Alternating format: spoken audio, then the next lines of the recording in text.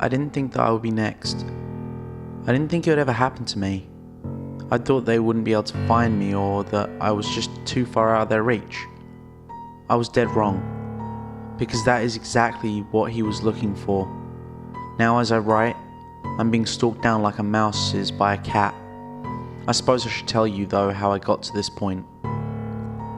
I was home alone one night and decided to browse the deep web. For those of you who don't know, the deep web is a place you should never visit unless you have a stomach for it. It is a dark side of the web that contains just about every vile thing about humanity that you can imagine. However, unless you have these things called bitcoins, which range about $400, you can't access this dark stuff. But if you find the right sites and have the patience, you may be able to get bitcoins for free.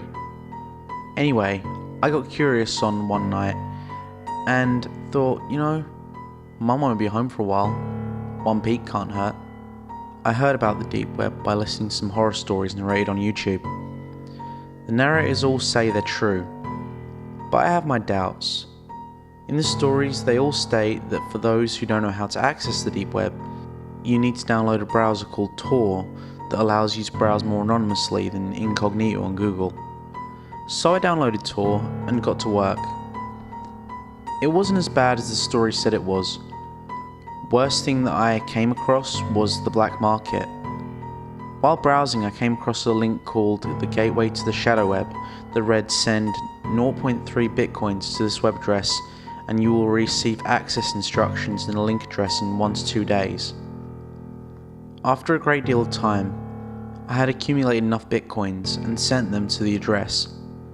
The next day went by without an email, until the day after when I finally received a confirmation email. That night I went on the shadow web and did some browsing. I stayed away from the gory sites and the red rooms as much as possible and focused more on the forums because I knew what to expect there. I ran across this one forum that had these people chatting about many dark things surrounding the chat topic. As I was scrolling, I noticed at the very bottom that some anonymous user left nothing more than a link. Being the curious child I am, I clicked on it, thinking that it would bring me to some article or something else on that topic. As much as I would like to say that it led into another forum, I can only say that it led to what I feared it would be, a red room. Before I go any further, I will explain what a red room is.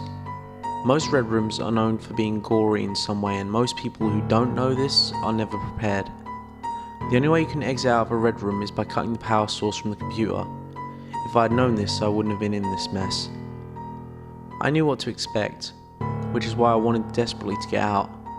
However, I didn't know how to get out, since I'd never experienced them. It was dark at first, which scared me, but then a masked man appeared on the screen and started talking. That is when I felt fear sink in. "Welcome everyone," he exclaimed with delight. "I know that you aren't all here just to watch me talk all night, so I'll get to it. Tonight, we have a young woman from the streets. She has no idea what an honor it is to be a part of this tonight, and now she will be remembered for the future. Although she won't profit from this, some of you will. But before we start betting, I need to go over the rules just to ensure that things won't get crazy." Rules? Betting? What? I couldn't even think straight at this point because I was just so bewildered by this. After the masked man went over the rules, I'd finally understood what was about to begin. This was a betting contest to see who could put this poor woman through the torture. The broadcast continued and the betting began. There were chat boxes at the bottom of the screen telling the masked man what to do to the woman. She was a very petite looking woman, so I would imagine that anything that they would do to abuse her would hurt her more than it would hurt someone like me. As abuse went on, her screams filled my ears. I was looking for a way to exit the red room because I couldn't bear to watch her and do nothing. As I was panicking, I yelled aloud to myself, "This is sick! Once you find a way to exit this nightmare, go straight to the cops." "What did you just say?"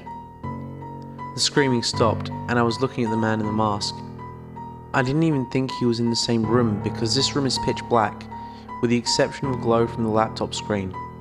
It was at this moment I realised that my mic was on, and I couldn't turn it off. "What? Can't handle my show?" I'm just trying to have fun. I mean, everyone else gets to have fun with their hunting and video game shit, but I can't. I get to have the fucking 5-0 called on me? A moment of silence went by. How would you like to be featured in my next show, Tess? He finally said. I trailed in shock. How in the world did he know my name? Come on. A nosy, beautiful brunette like yourself would be bet on instantly at a high price. Oh wait, you look confused. It's okay. You don't need to worry because I have everything under control. Now hold still while I take your picture. Oh my god! Once I realised my webcam was on, I immediately covered it, still trying to exit the red room. Take your hand off the webcam or else I'll come and visit you sooner, bitch. That's right, I know where you live. You should really consider using better security on your laptop because I was able to access it quicker than I accessed my own. I was horrified. So horrified that I wanted to puke. But I complied and he took the picture. There's a good girl, I heard, coming from the screen. While he was humming to pass the time, while he was doing something on his computer, the thought of removing my battery came out to mind. I immediately flipped my laptop over, took out the battery and threw my laptop and cried. I had no idea what in the world I'd just seen. I didn't eat, sleep or feel much like anything after that for quite a few days. My experience with the deep web happened almost a week ago, and I'm still on edge. I realised that I'm being stalked when I was walking home from the local market 2 nights ago to see a black SUV keeping a freakishly close distance to me. I let it slide that night. I know, stupid, but not last night.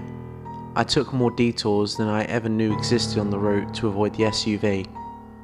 When my mum asked, I told her there was an incredibly long line at the market. I had the same thing happen to me tonight, and I have no doubt that this connects to my encounter on the deep web. If I am to die tonight, I just want everyone to know that I didn't enjoy any bit of what I saw, and I am strongly against it. I also want everyone to know that I am truly, genuinely a nice girl. I hope that no one has to experience what this woman did. With that, I'm signing off and going to bed since it's now 2:47 AM. I will update in the morning. Wake up, Tess. You're next. So, depending on how much you actually use the internet, you might know of something called the deep web. Pretty much, you can use a proxy service like Tor or I2P and find all kinds of stuff you wouldn't normally be able to find, like places to buy guns or drugs. Anyways, I was browsing an Ask Reddit thread about weird stuff on the internet, and a few people mentioned .onion sites. Interested by all this, I decided to download Tor and look up a list of sites to visit. I found one site advertised as a black market. I thought this was pretty cool, so I decided to browse around. People were selling meth, guns, hits on other people, and stolen goods. I was about to leave the website, but then a post titled, "Free for You," caught my eye. I clicked on the thread, and all the post said was lots of fun for you with tons of exclamation marks. Free download, enjoy, smiley face. Below the text was a link to a file called fun.zip. Now keep in mind, it was like 2 AM and I was really bored. So I downloaded the file and ran it through a few virus scans. Nothing came up, so I decided to unarchive it. Inside were a lot of videos and pictures. I decided to click on one called bananaman.avi and I watched it. It wasn't too much, just a guy in a banana suit for 4 minutes. I was interested enough to keep going, so I clicked on a picture named Steven.jpg. It was just some guy sitting at his computer looking bored. I opened a few more pictures with people's names on them, and they were almost the same. Just someone sitting at their computer looking bored or doing something like carrying books or walking into the store. I was getting a bit creeped out, but I decided to press on. I watched a couple more videos. One was some kids walking to school. Another was a man reading the newspaper on his couch. I'll skip to the more interesting ones now. Goodnight.avi. 2 boys, maybe like 6 or 7, are brushing their teeth in their pajamas. They seemed completely unaware of the camera, as it is filmed from right beside them. They finish brushing and rush off to bed. For the next 9 hours, it viewed them sleeping, nothing else. The next was payment.avi. A middle-aged man is walking down a dimly lit street. This takes place during the night. Again, this person is also completely unaware of the camera. He comes across a teenage girl and begins talking to her. The sound is muffled, but it must be bad due to the growing look of terror on the girl's face. She tries running, but gets shoved into a wall by the man. He grabs her phone and backpack and runs off. The video goes on for 4 minutes of the girl just sobbing in the street, and then it ended. The next was called stolen.avi. A teenage couple is seen watching a football game at what is presumably their high school. The game ends and the crowd leaves except for the couple who decides to remain at the bleachers. Once everyone leaves, the couple kisses a couple times, then the boyfriend whispers something into the girl's ear. She kept saying no, but he kept on saying, "Come on, it'll be fun. All my friends have done it with their girlfriends." The girl tried to leave, but was grabbed by the boy. At this point, everyone that was at the game had left and the field was mostly dark. The girl's boyfriend slammed her against the back of the bleachers and took her pants off. He began to violently rape and beat her for the next 15 minutes. The girl had a black and bloody nose and was sobbing on the ground, and then her boyfriend began to stomp her on the head and kick her in the stomach. There were some gurgling noises heard from the girl, but after a couple more stomps, they just stopped. Her head was completely stomped in, and her clothes are covered in blood. He then dumped her body in a trash can behind the bleachers, along with his clothes. He put on his PE uniform, and he walked away. The camera pointed at the trash can for 15 minutes, and then the video ended. At this point, I was completely freaked out. I deleted the archive, and I decided to go to sleep. I fell asleep almost instantly, but I didn't have any dreams at all. I went to school, and I didn't tell anyone what I'd seen. Lots of people asked me why I looked so freaked out, but I just said I was kind of on edge because I didn't sleep a lot the previous night. I began to think that I just had a nightmare, and I was taking things way too seriously. After lunch though, I felt my phone vibrate. It was a text from a number listed as unknown, saying, "You like?" I tried to call, but I just got a busy signal. I figured it was a wrong number and I didn't let it bother me. Things were pretty normal for a few days until Thursday came around. I got another text from another unknown number, except this time it was a picture. It was a picture of me sitting in my 3rd hour class.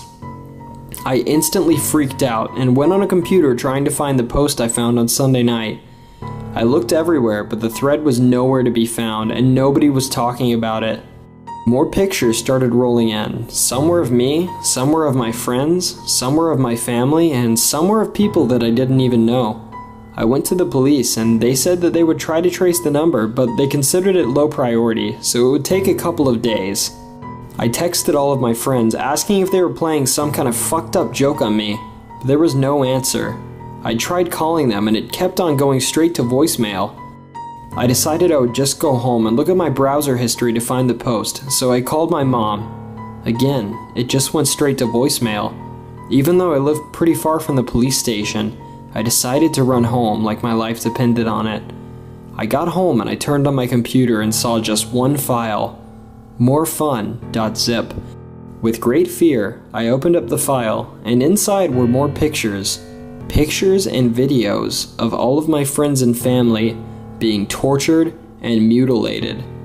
Images of my mom with her eyes ripped out and impaled on sharp metal rods, my friends with their jaws ripped off, fingers cut off and jammed into their eyes, and videos of them being burned alive. I was going to call the police, but one more image caught my eye. It was entitled hello.jpg, created about 15 seconds ago. It was me, looking at the images with a man with blood-splattered clothes standing behind me with a camera, smiling. Thank you for listening. And thank you to StoryTimeStoryTime for helping me with this deep web segment. Don't forget to check out his channel, which can be found in the description below. Until next time, if you like what you heard, don't forget to subscribe if you want to hear more.